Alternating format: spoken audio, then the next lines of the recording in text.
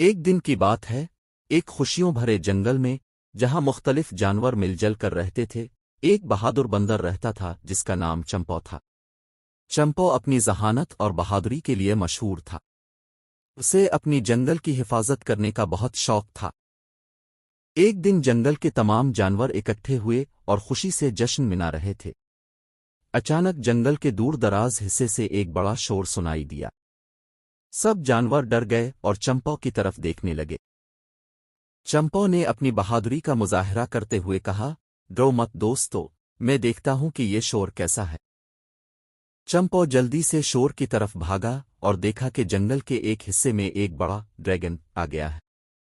Dragon بہت غصے میں تھا اور جنگل کو تباہ کرنے کی دھمکی دے رہا تھا۔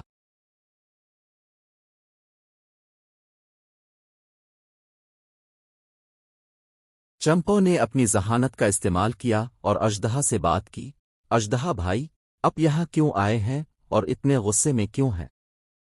اژدہا نے غصے سے کہا، مجھے میرے جادوئی موتی کی تلاش ہے۔ وہ میرے لیے بہت قیمتی ہے اور میں اسے کھو بیٹھا ہوں۔ چمپو نے سوچا اور پھر کہا، اژدہا بھائی، اگر آپ ہمیں بتائیں کہ آپ کا جادوئی موتی کیسا دکھتا ہے تو ہم سب مل کر آپ کی مدد کر سکتے ہیں۔ اژدہا نے چمپو کو جادوئی موتی کا ذکر کیا اور چمپو نے اپنے دوستوں کو بلایا۔ سب جانوروں نے مل کر جادوئی موتی کی تلاش شروع کی۔ کچھ دیر کے بعد ایک چھوٹے سے خرگوش نے جادوئی موتی کو ایک غار میں پایا اور چمپو کو خبر دی۔ چمپو نے جادوئی موتی اژدہا کو دیا اور کہا، یہ رہا آپ کا جادوئی موتی، اب جنگل کو نقصان مت پہنچائیں۔ اژدہا نے چمپو اور اس کے دوستوں کا شکریہ ادا کیا اور وعدہ کیا کہ وہ اب کبھی جنگل کو نقصان نہیں پہنچائے گا۔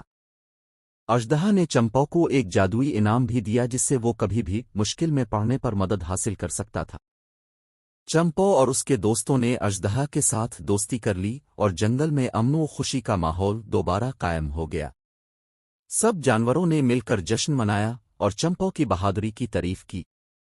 امید ہے کہ یہ کارٹون کہانی بچوں کو بہادری، دوستی اور مدد کرنے کی اہمیت سکھائے گی۔